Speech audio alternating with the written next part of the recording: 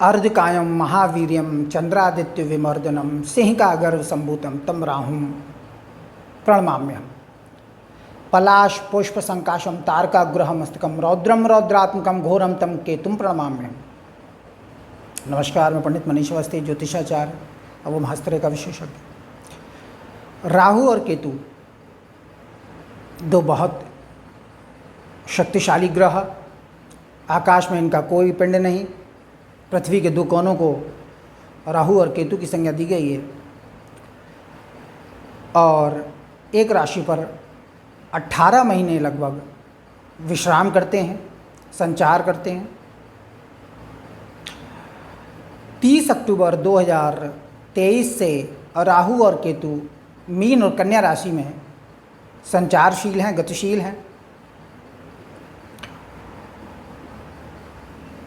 और इनका धनु राशि और धनु लग्न के जातकों पर क्या अच्छा और क्या बुरा प्रभाव पड़ रहा है इस समय और कब तक पड़ेगा, इस पर हम विचार करते हैं।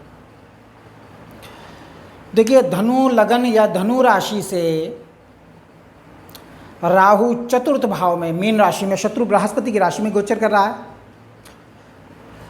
लग्नेश बृहस्पति से राहु का शत्रुता का भाव है। शत्रु बृहस्पति की ही राशि में चतुर्थ भाव में गोचर है राहु का, तो माता के संबंध में कमी, कष्ट और दुख के कारण उत्पन्न करेगा। माता के सुख में कमी करेगा। मन की सुख, शांति और चैन को नष्ट करेगा। भूमि मकान आदि की हानि या कमी के कारण उत्पन्न करेगा और जन्मभूमि से कभी कभी अलहदगी यानी अलग जाने का योग भी राहु चतुर्थ भाव में बना देता है। तो चतुर्थ भाव का राहु माता, भूमि, मकान, वाहन आदि के द्वारा परेशानी उत्पन्न करेगा। हृदय में विकार दे सकता है। मन की सुख शांति को नष्ट करने का योग भी राहु चतुर्थ भाव में बनाएगा। सुख प्राप्ति के साधनों में कमी का अनुभव होगा। कभी कभी घरेलू वातावरण में जबरदस्त अशांति के कारण उत्पन्न कर देगा, ग्रह क्लेश उत्पन्न करेगा। परंतु चूंकि देवगुरु बृहस्पति की राशि पर बैठा है, इसलिए बड़ी योग्यता से और बड़े धैर्य से, कठिन परिश्रम से घरेलू सुख के साधनों को प्राप्त करेगा। अंत में सफलता भी देते हैं राहु केतु। राहु केतु जिस भाव में बैठते हैं उस भाव में भय, कष्ट, कठिन परिश्रम और कमी के गुणों को उत्पन्न कर देते हैं। यह इनका नैसर्गिक स्वभाव है और लग्न से तीसरे, छठे और 11वें घर में ही यह विशेष रूप से अच्छा फल दिखाते हैं। अन्य स्थानों में परेशानी के कारण उत्पन्न करते हैं। परंतु अगर राहु वृष राशि या मिथुन राशि पर बैठा हो या गोचर कर रहा हो तो शुभ फलदायी होता है।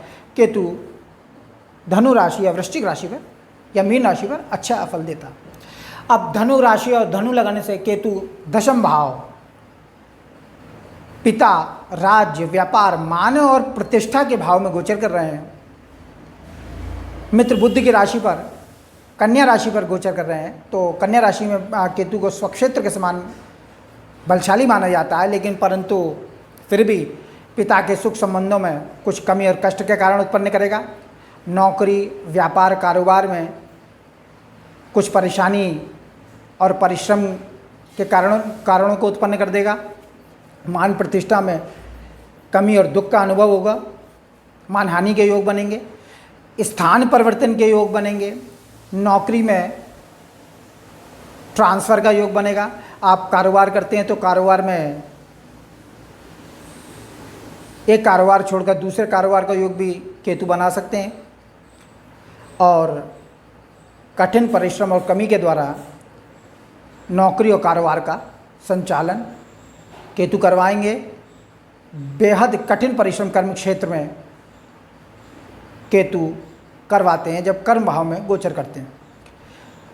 पिता के संबंध में कुछ कमी और कष्ट के कारणों को उत्पन्न करेगा। माता पिता के स्वास्थ्य में, सुख में कमी, ये राहु केतु का गोचर कर रहा है धनु लगन और धनु राशि के जातकों के लिए।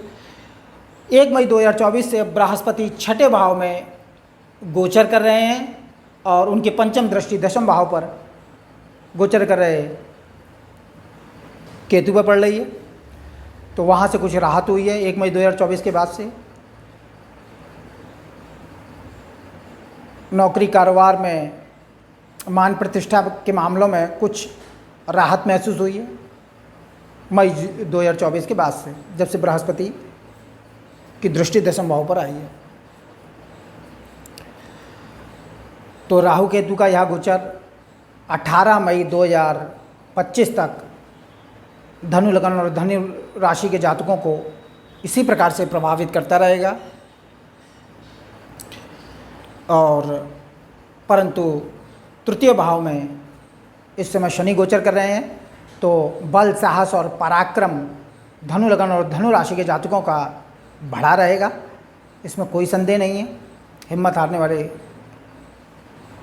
शनिदेव नहीं होते हैं तीसरे घर में, तो हिम्मत, साहस और पराक्रम की वृद्धि जागृत है।